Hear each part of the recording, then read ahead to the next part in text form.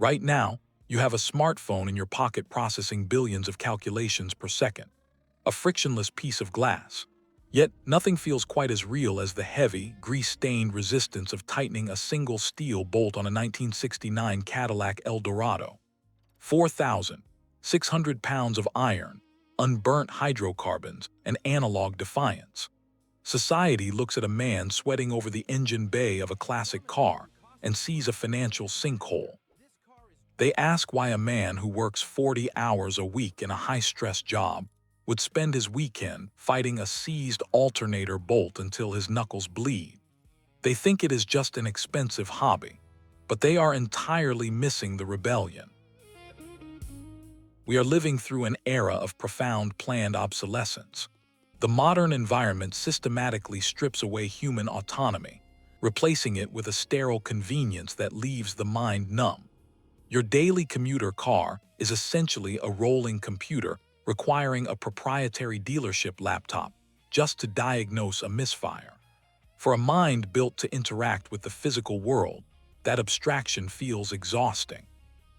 Antidote notes the average classic car enthusiast is 56 years old, with a household income of $144,000. These are often men spending their days navigating corporate environments where everything is a black box. You sit in meetings discussing quarterly projections. You send emails. You manage spreadsheets. You produce nothing you can actually hold in your hands. Wrenching on an old car is a deliberate rejection of that abstraction. There is something in the research I keep coming back to. The American Psychological Association outlines self-determination theory. The evidence tends to suggest humans possess a fundamental need to feel in control, capable, and connected to reality. When the modern world denies you the ability to fix your own life, the mind often seeks a physical arena where cause and effect still exist.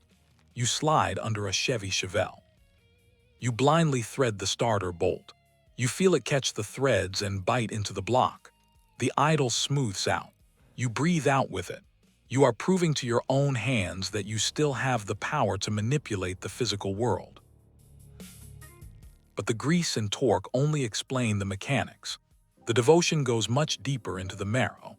Listen to the sound of an American V8 engine settling into a low idle, or the distinct, heavy click of a 1980 Porsche 911 door shutting.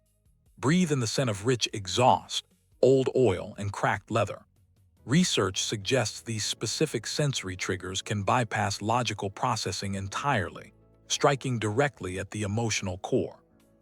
Psychologists observe a pattern known as the Reminiscence Bump, describing how our brains tend to deeply encode memories from our youth, specifically between ages 10 and 25. That specific smell of hot metal acts as a visceral time machine. It instantly reconnects the nervous system to a baseline from your youth, a time when life felt infinite, visceral, and controllable. Before the mortgage, before the divorce, before the wear and tear of simply living.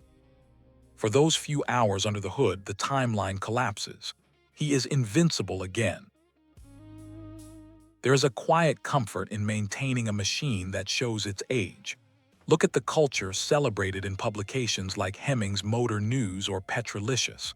The most revered vehicles are often no longer the flawless, over-restored trailer queens. They are the survivors, the cars with faded paint, worn leather, and visible surface rust. We secretly love the patina.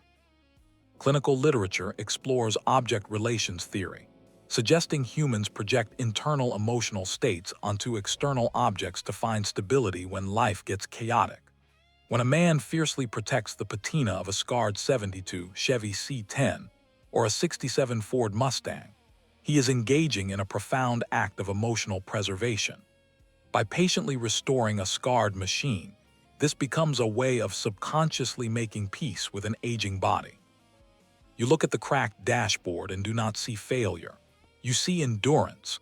You are declaring that something battered by time and deemed obsolete by modern standards is still inherently valuable. By refusing to paint over the rust, you are allowing yourself to see value in endurance, rather than just perfection. You wipe the grease off the rusted fender, and you do not reach for the sandpaper. Perfection is sterile. It is exactly what we hate about modern technology. The classic car is the antidote. It is loud, inefficient, and beautifully flawed.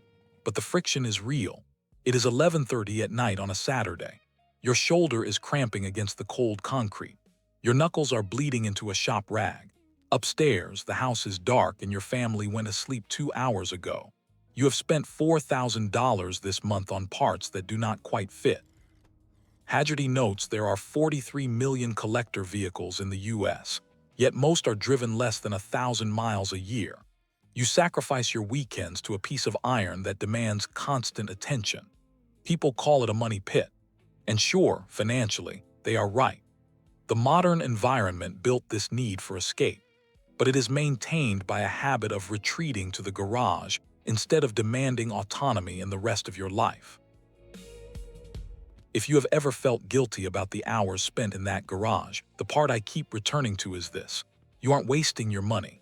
You are paying for profound psychological relief. We operate under this illusion that we are the saviors of these cars, that we are sacrificing our bank accounts and our knuckles to keep a dying piece of steel alive. I could be wrong, but I don't think you are saving the car. I think it might be the other way around. You aren't saving the car is saving you. Modern life often forces a constant chase of fleeting trends, leaving us emotionally numb. When you are under the chassis, covered in oil and road grime, the noise of the outside world goes completely quiet. The fear of professional obsolescence, the quiet panic of watching the years slip by. All of it gets drained out through the oil pan. The classic car acts as a mechanical filter for that existential dread. It pumps pure, tactile purpose back into your life. Research from the University of Southampton suggests that nostalgia can act as a functional psychological bridge, stabilizing our identity under extreme change. In a chaotic, rapidly changing world, a classic car serves as a steadfast companion.